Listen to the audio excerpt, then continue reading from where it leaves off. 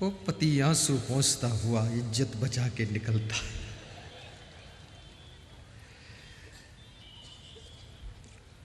जिसका पति घर में मधुर वातावरण बनाकर रहता है, उस घर की स्त्रियां हमेशा खुश रहा करती है। जिसका पति घर में बात बात में कलह कलेश उलझन पैदा करता है, उस घर में रहने वाली नारियां हमेशा दुख में डूबी रहती है। और दूसरों को दुख देने वाला स्वयं कभी दुख से पार नहीं हो पाता है। दूसरों को शक्कर बांटने वाला जब अंगुलियों को चाटता है तो मिठास पाता है। मिर्चा का पाउडर बांटने वाला जब अंगुलियों को चाटता तो कड़वाहट पाता है। दुखों को दुख देने वाला, दूसरों को पीड़ा देने वाला स्वयं भी पीड़ा ही पाता है। इसलिए दूसरों को पीड़ा मत दो।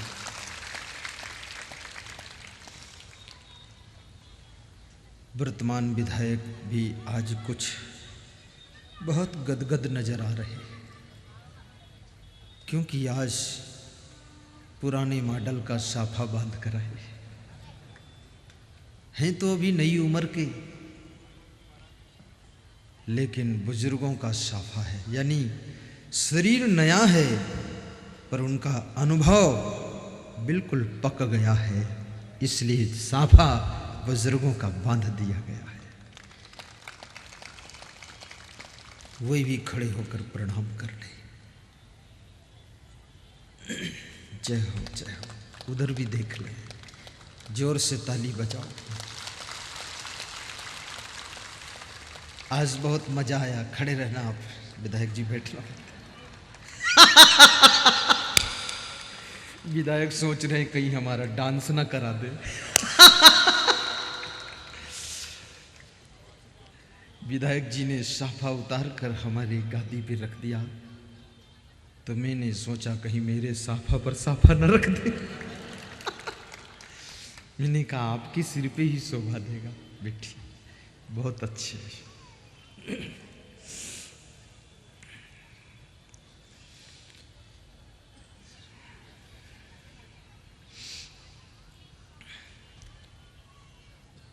आए थे दर पे तेरे सर झुकाने के लिए मुरारी, आए थे दर पे तेरे सर झुकाने के लिए। माता जी ध्यान देना, मान जाओ मम्मी। आए थे दर पे तेरे सर झुकाने के लिए, लेकिन हुआ क्या रामलाल जी? कलयुग में सबकी मूंछ चली गई, लेकिन रामलाल की रह गई। फोटो में भी जब देखता हूं होर्डिंग में तो लगता है छोटा महाराणा प्रताप खड़ा है। खड़े हो, वाह वाह क्या जलवा है। उधर दिखाओ मूंछ।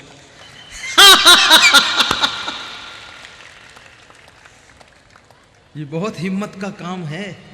कलयुग में हीरो हीरोइन ने सबकी मूंछ पूछ लिया, लेकिन रामलाल को छोड़ दिया। धन्य हो।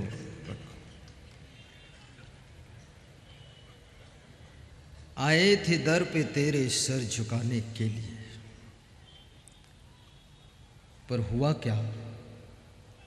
सर उठता नहीं है अब वापस जाने के लिए, वापस जाने के लिए।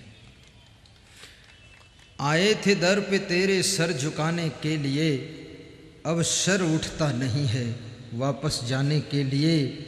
तूने दर्द दिया है तो दवा भी तू ही दे, नहीं तो कहानी बन जाएगी जमाने के लिए, कहानी बन जाएगी जमाने के लिए। आज हमारे पास में 5 पांडव आए थे, 5 भाई। मैंने कहा सिंहस्थ में भी आना, उनको भी आशीर्वाद दे दूं, फिर कथा शुरू करता हूँ। कथा तो मुझे कहना है और कथा सुनना तुमको है, तो कोई आफत है ही नहीं। 5 मिनट कम हो जाए तो तुम संतोष करना, और 5 मिनट बढ़ जाए तो हम मेहनत कर लेंगे। हाँ, वो पांचों पांडव खड़े हो जाए। खड़े हो पांचों भाई। और कहाँ है? दो ही पांडव है। अच्छा ठीक है, ज्यादातर अर्जुन और भीम ही युद्ध में जाते थे। वो तीन अभिमन्यु भी, वो भी ठीक है, वो बेटा है। बहुत बड़ा सिंहस्थ कुंभ में इनका आमंत्रण मैंने दे दिया है कि एक रूम फिक्स रहेगा तुम्हारा, बैठो विराजो।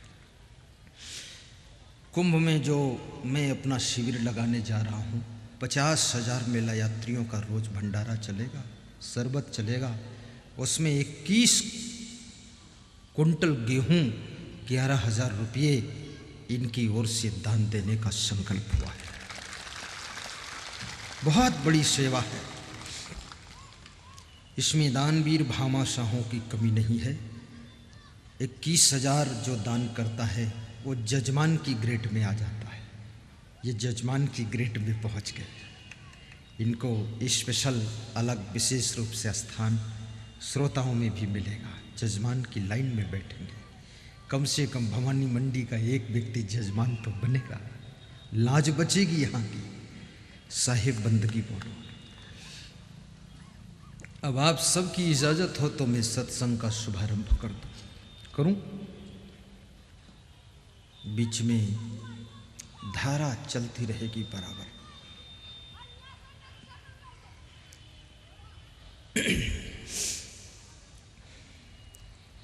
आज 3 प्रश्न आपके बीच में करूंगा। नंबर 1, कबीर साहब से किसी भक्त ने प्रश्न पूछा है कि संसार में मनुष्य को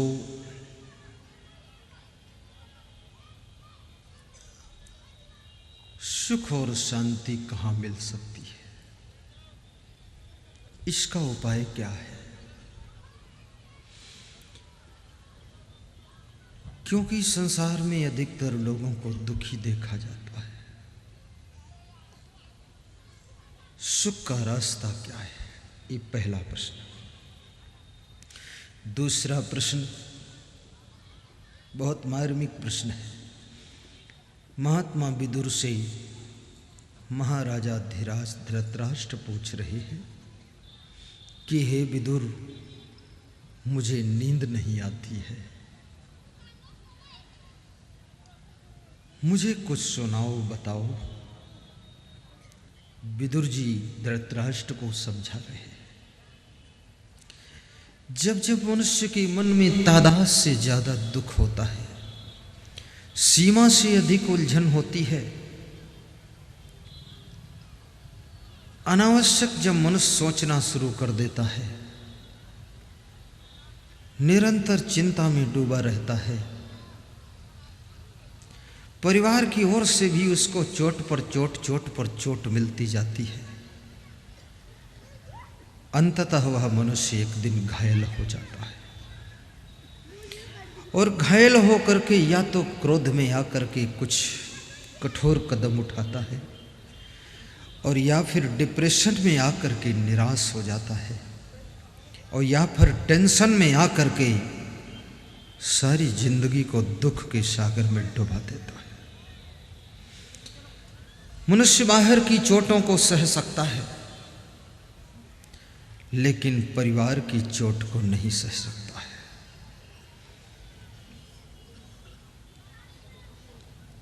तुम जब घायल होते हो तो अपने घर के बाणों से घायल होते हो। परिवार के 2 सदस्यों के बीच का द्वंद्व आपके मन को बहुत पीड़ा देता है। आज महाराजा धीराज धृतराष्ट्र की कुछ ऐसी ही दशा है। कौरव पांडवों के बीच में जो द्वंद्व खड़ा हुआ है, उस द्वंद्व के कारण महाराजा धृतराष्ट्र बहुत चिंतित हो गए। और मनुष्य की सबसे बड़ी बीमारी चिंता और टेंशन की बीमारी है। तुमसे अगर पूछा जाए दुनिया में कौन सफल व्यक्ति है, तो तुम कहते हो जो बिजनेस में सफल है वह सफल है। धनवान को कहते हो सफल है, जिसके पास बड़ा मकान कहते हो सफल है, जिसके पास बहुत गाड़ियां हैं तुम कहते हो सफल है। लेकिन मैं आपसे कहूं, सफल वह है जिसके पास अब कोई न टेंशन है, न चिंता है, मुस्कान है, खुशी है, प्रसन्नता है, आनंद ही आनंद है। वह व्यक्ति जीवन में सफल है।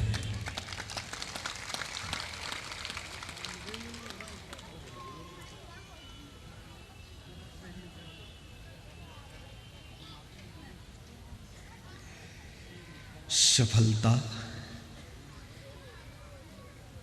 कबीर साहब से किसी ने पूछा है, संसार में सौभाग्यशाली कौन है? कबीर साहब कहते जिसके जीवन में 4 बातें हैं वो सौभाग्यशाली है। नंबर 1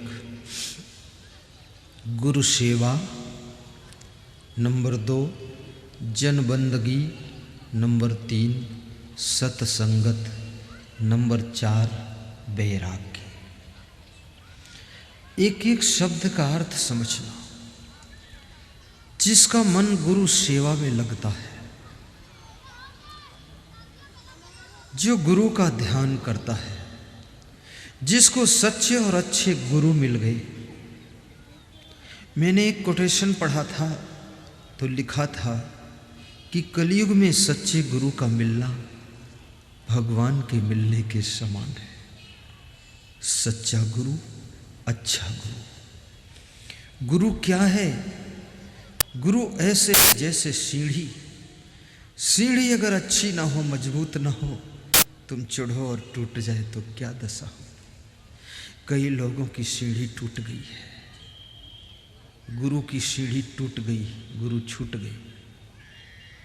गुरु सच्चा भी हो और अच्छा भी हो, और गुरु बच्चा भी हो, बाल स्वभाव हो, बालक जैसा उसका निर्मल हृदय हो, तुम्हारे साथ हंस भी सके, खुश हो सके, बात कर सके। गुरु इतना सीरियस ना हो कि तुम उसके सामने बात ही ना कर सको। गुरु तो ऐसे हो तुम्हारे हाथ में हाथ डालकर भी चलते। गुरु वह है जिसका एक हाथ शिष्य के हाथ में होता है, दूसरा हाथ परमात्मा के हाथ में होता है।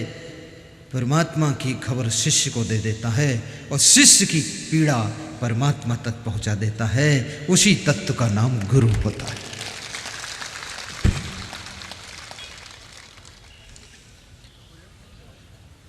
सबको गुरु बनाना चाहिए। गुरु ढूंढो। गुरु कैसा होना चाहिए? आज बहुत बड़ी सभा है, इसमें मैं निर्णय कर देना चाहता हूँ गुरु कैसा होना चाहिए। बहुत लोग गुरु बनाने की उम्मीद से आए हैं कि असंग साहिब को गुरु बना लूँगा, पर लक्षण बता देता हूँ मैं, गुरु बना लेना बात को। ये प्रश्न पार्वती जी ने शिव जी से स्कंद पुराण में पूछा है। शिव पार्वती का संवाद स्कंद पुराण है। पार्वती जी पूछ रही हैं कि हे शिव जी, गुरु कैसा होना चाहिए? तो शिव जी कहते हैं, पार्वती यस्य दर्शन मात्रेण, समझना, यस्य दर्शन मात्रेण मनसा स्यात् प्रसन्नता, स्वयं भूयात् धृति शांति सा भवेत् परमो गुरु। जिसके दर्शन मात्र से मन प्रसन्न हो जाए, वो कुछ बोले ना, कुछ कहे ना, उसको हम देखें और देखते ही मन खुश हो जाए, मन प्रसन्न हो जाए। यस्य दर्शन मात्रेण मनसा स्यात् प्रसन्नता, जिसका दर्शन ही तुम्हारे मन को प्रसन्न कर दे, तुम्हारी टेंशन को कम कर दे, तुम्हारी चिंता को भुला दे और तुम्हें थोड़ी देर के लिए ही सही आनंद में डुबा दे। स्वयं भूयात् धृति शांति। और जिसके पास बैठने से मन में धैर्य और हृदय में शांति पैदा होने लग जाए तो समझ लेना सा भवेत परमो गुरु, वह परम गुरु है, उसके चरणों में मन की डोरी बांध लेना।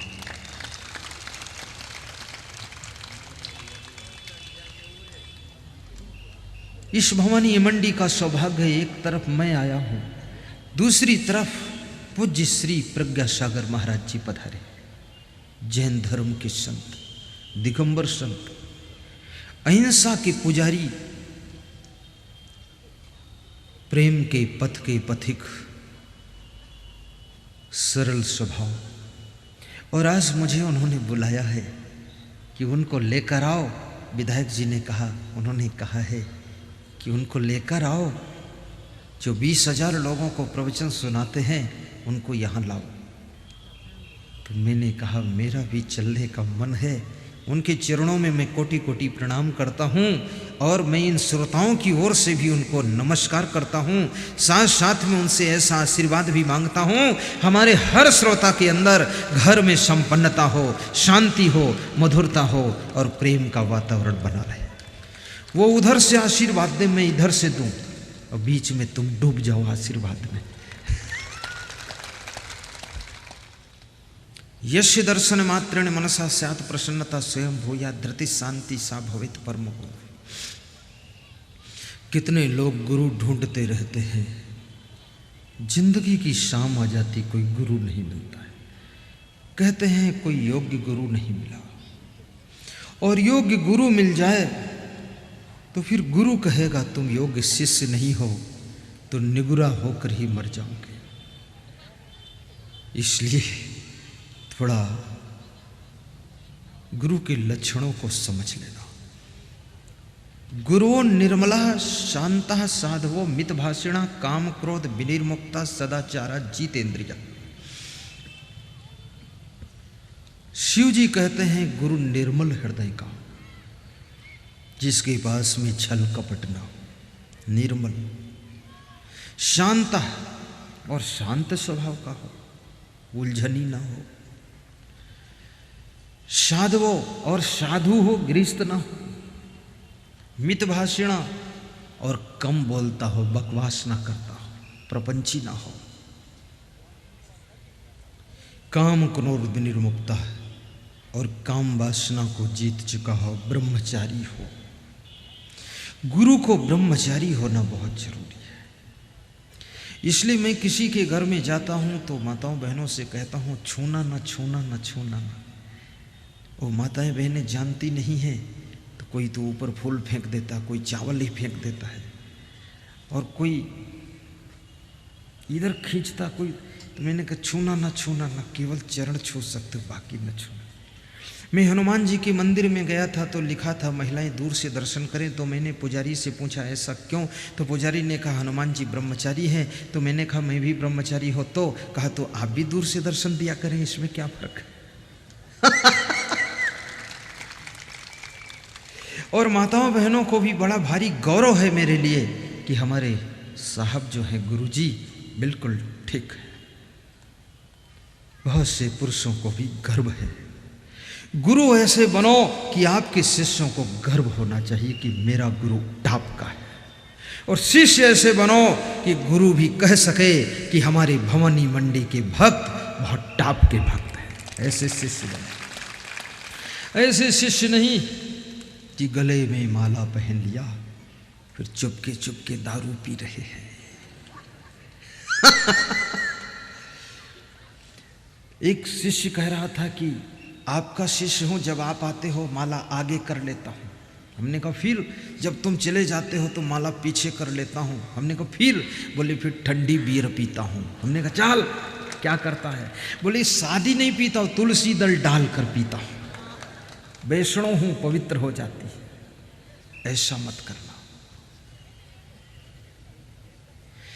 जाम पर जाम पीने से क्या फायदा?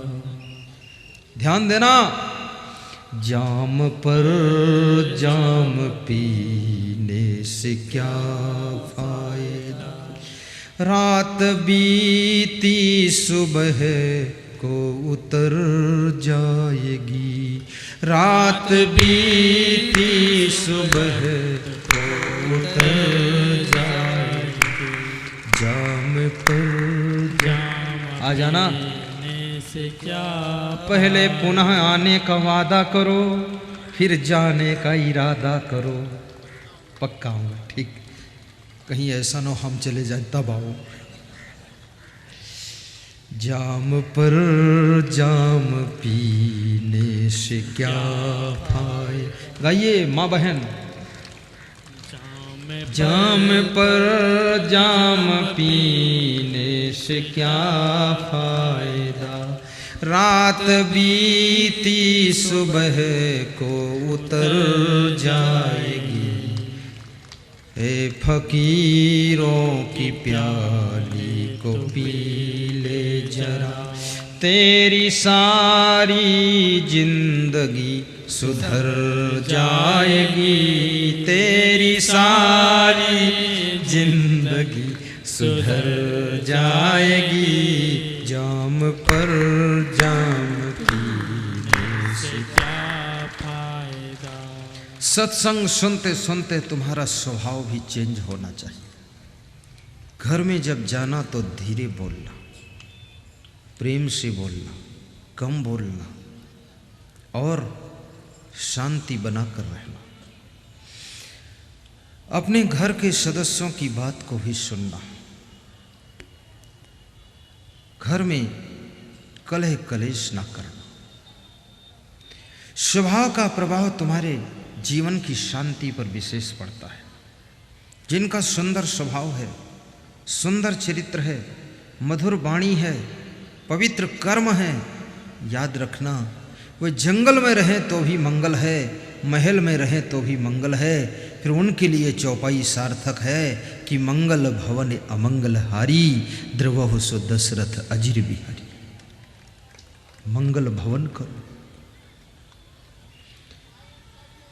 जो तुमसे बात लड़ाता हो उससे बात बहुत कम करो, उसकी बात सुन लो। ज्यादा कुतर्क करता हो कम बोलना, सह लेना, गम खा लेना। इस दुनिया के अंदर राम के जीवन में भी दुख आया, कृष्ण के जीवन में भी दुख आया, कबीर के जीवन में भी दुख आया। ऐसा कोई व्यक्ति नहीं जिसके जीवन में दुख आता ना हो, लेकिन दुख आने पर कोई दुखी होता है और कोई दुखी नहीं होता है। दुख आना तो है पर दुखी नहीं होना है, इसके लिए तुम जिम्मेदार हो।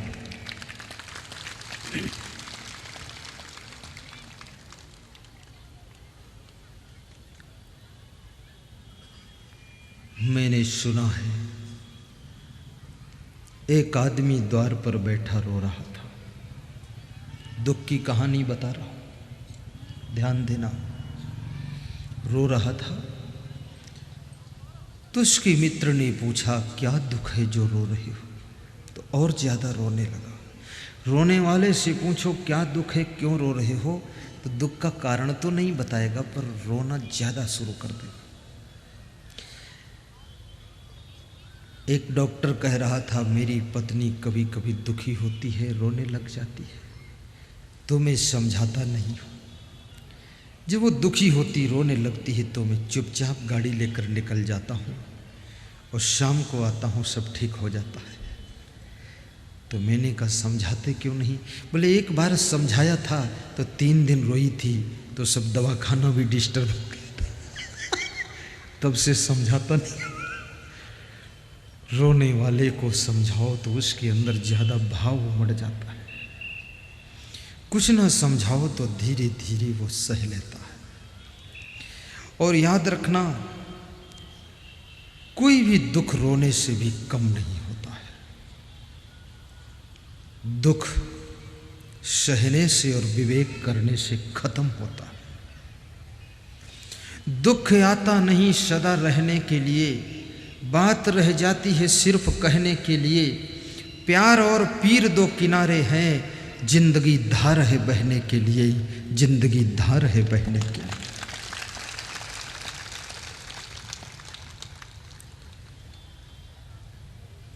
मित्र ने पूछा क्या दुख है, फुट फुट कर वो रोने लगा। तब तक एक महात्मा जी पीछे से आए। महात्मा ने देखा रोते हुए तो महात्मा को भी दया आ गई। किसी को रोता हुआ देख करके दयालु व्यक्ति सह नहीं सकता है। और कोई स्त्री रो रही हो, दूसरी स्त्री आए तो रोने का कारण नहीं पूछती है, वो साथ में बैठकर सहयोग देती है, वो भी रोती है। कोई पुरुष रो रहा हो, दूसरा पुरुष आएगा, टुकुर टुकुर देखता रहेगा पर साथ में रोएगा नहीं।